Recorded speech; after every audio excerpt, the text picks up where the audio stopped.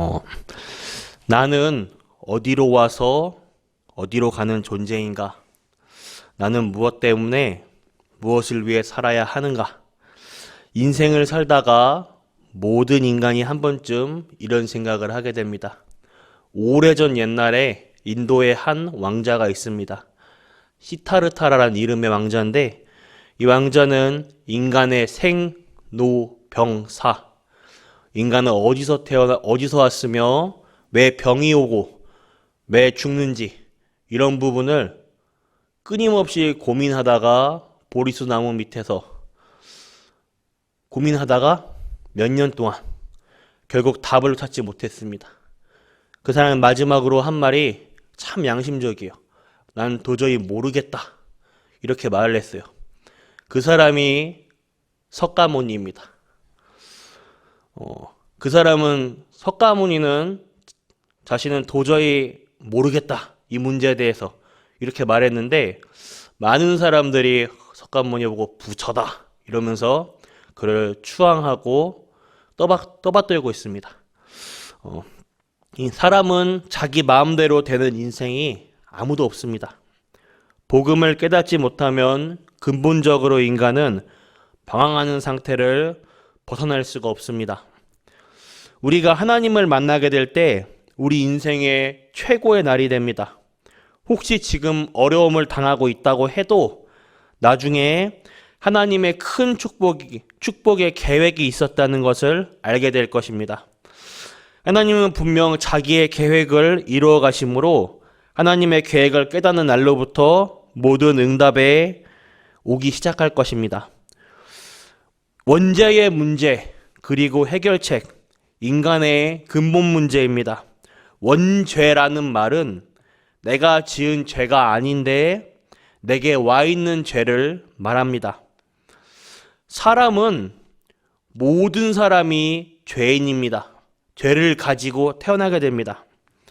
그래서 인간은 죄로 인하여서 하나님을 만날 수가 없습니다. 그러면 죄를 안 짓고 살면 되지 않는가? 나는 법 없이도 살 수 있고 착하게 살 수 있는데 그렇지가 않습니다. 인간의 창조 원리가 하나님과 함께 하도록 지어진 하나님의 형상을 가진 인간이 하나님을 떠나서 하나님을 모르는 죄가 원죄입니다. 로마서 3장 23절. 모든 사람은 죄 가운데 빠져 있습니다. 이 문제의 시작이 언제냐?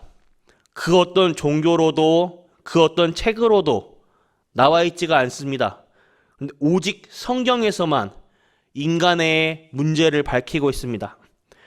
오늘 창세기 3장 1절과 6절을 보면 그 문제의 시작이 아담과 하와가 마귀의 유혹을 받아서 하나님께서 금하신 선악과를 따먹고 하나님을 떠나게 된 것입니다. 오직 이 성경에서만 밝히고 있습니다. 사단이 이 부분을 가로막으려고 지금 자유주의 신학과 또 많은 신학자들이 창세기 3장 창세기는 신화다. 그냥 설하고 그냥 있지 않은 이야기다. 이렇게 주장하는 사람도 있습니다. 그렇게 되면요. 성경이 하나님 말씀을 믿지 않는 것이고 그렇게 되면 인간의 원죄라는 부분에 전혀 이해를 못하고 있다는 것입니다. 인간이 하나님을 떠난 그 순간부터 모든 인간은 참 행복을 찾지 못하고 고통 가운데 빠지게 되었습니다. 하나님을 떠난 삶이 불행을 가져다 주게 되었습니다. 또 불행을 끊임없이 가져다 주는 자가 있습니다. 바로 사탄, 또 다른 이름은 마귀라고도 하는 그 존재가 인간을 끊임없이 불행하게 만듭니다. 하나님께서는 인간이 하나님을 떠난 그 즉시 해결책으로 구원자를 보내줄 것을 약속하십니다. 창세기 3장 15절에 남자의 씨앗으로 태어나는 모든 남자의 후손, 죄를 가진 인간의 후손이 아닌 여자의 후손 그리스도를 보내실 것을 약속하십니다. 많은 사람들이 성경을 보고 오해를 하죠. 말도 안 된다. 어떻게 여자의 후손이냐? 동정녀로 어떻게 사람이 탄생할 수가 있냐? 성경은 과학적이지가 않다. 이 말을 한 사람들은 원죄라는 부분을 전혀 이해하지 못한 것입니다. 하나님이 그리스도로 오셔서 죄와 사탄의 권세를 멸하실 수밖에 없습니다. 우리를 구원하려고 그리스도를 보내주셨습니다. 그 그리스도가 바로 예수입니다. 이 축복을 누린 사람들은 모두 다 승리하셨습니다. 창세기 3장 15절의 내용을 원시복음이라고 합니다. 구약시대에 아브라함, 이삭, 야곱, 요셉 시대에는 성경책이 없었어요. 그 위로부터 전해들은 창세기 3장 15절의 여자의 후손 그리스도, 이 전달받은 언약만을 붙잡고 묵상하고 기도하면서 누렸는데도 승리하였습니다. 창세기를 기록한 저자, 창세기 3장 15절 언약을 붙잡고 가는 모세를 통하여서 하나님께서는 이스라엘 역사에 최고의 응답을 주었습니다. 피를 흘리는 희생제사, 출애굽기 3장 18절을 통하여 이것을 위하여 나가는 이스라엘 민족이 양의 피를 바르는 날 출애굽의 기적이 일어나게 됐습니다. 애굽에 430년 동안 노예 종살이를 하였는데 거기서 출애굽을 하는 기적이 일어났어요. 우리가 받아야 할 저주와 재앙, 이것이 양의 피를 바르는 날 넘어가게 됐습니다. 이 양의 피는 무엇을 의미합니까? 예수님이 그분의 모든 보배로운 피를 쏟으사 우리가 받아야 할 모든 죄와 저주 재앙을 십자가에서 담당하시겠다. 이것을 예표하는 것입니다. 이스라엘의 참 복음의 축복을 놓치고 바벨론에 포로되어 갔을 때 이 비밀을 깨닫고 증거한 사람이 이사야 선지자입니다.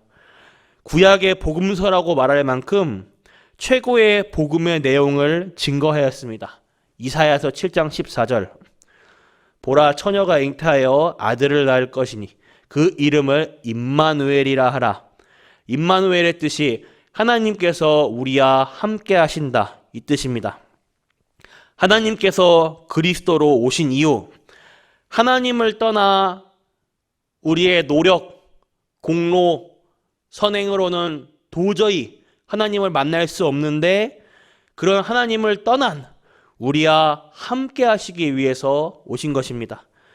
그 마태복음 16장 16절부터 20절에 이 성취된 복음의 비밀을 고백하고 증거한 베드로를 통해서 세계 살리는 초대교회에 응답이 일어났습니다. 이 복음이 삶 속으로 전달되면 하나님의 능력이 나타나게 됩니다. 하나님께서 반석의 축복과 음보의 건세가 이기지 못하는 축복, 그리고 천국 열쇠를 주리라고 약속하셨습니다. 결론입니다. 이 복음의 능력이 우리를 통하여 이제는 가문을 살리고 세상 살리는 일이 시작되어야 합니다. 그리고 우리가 먼저 복음을 누림으로 받은 축복을 가지고 우리의 후대에게 이 복음의 비밀과 능력이 바르게 전달되어야 할 것입니다. 또한 세상의 흑암 문화를 이기도록 우리 후대 속에 올바른 복음의 비밀과 능력을 심어야 할 것입니다. 오늘 하루 나와 근본 문제를 해결하신 예수 그리스도, 십자가에서 하나님 떠난 문제, 우리의 모든 죄와 저주를 과거, 현재, 미래의 모든 문제를 담당하신 그리스도, 지구상의 그 어떤 인간도 그 어떤 사람도 사단과 지옥 배경을 이길 수 없는데 그 권세를 멸하신 그리스도, 이 그리스도를 나의 그리스도로 붙잡는 가운데 오늘 하루 최고로 승리하시길 바랍니다. 기도하겠습니다. 하나님 감사합니다. 하나님의 언약을 붙잡게 해주시옵소서. 오늘 하나님을 믿는 증거로 나타나게 하옵소서. 그래서 속이고 있는 흑암세계가 빛으로 밝혀지게 해주시옵소서. 오늘 하루 근본 문제를 해결하신, 오래된 문제 해결하신 예수 그리스도를 나의 그리스도로 붙잡는 가운데 최고로 승리하는 하루 될 수 있도록 하여 주시옵소서. 살아계신 주 예수 그리스도의 이름으로 기도드렸습니다. 아멘. 주기도문 마치겠습니다. 하늘에 계신 우리 아버지여, 이름이 거룩히 여김 받으시오며 나라가 임하옵시며 뜻이 하늘에서 이루어진 것 같이 땅에서도 이루어지이다. 오늘날 우리에게 일용할 양식을 주옵시고 우리가 우리에게 죄 지은 자를 사하여 준 것 같이 우리 죄를 사하여 주시옵고 우리를 시험에 들게 하지 마옵시며 다만 악에서 구하옵소서. 대개 나라와 권세와 영광이 아버지께 영원히 있사옵나이다. 아멘.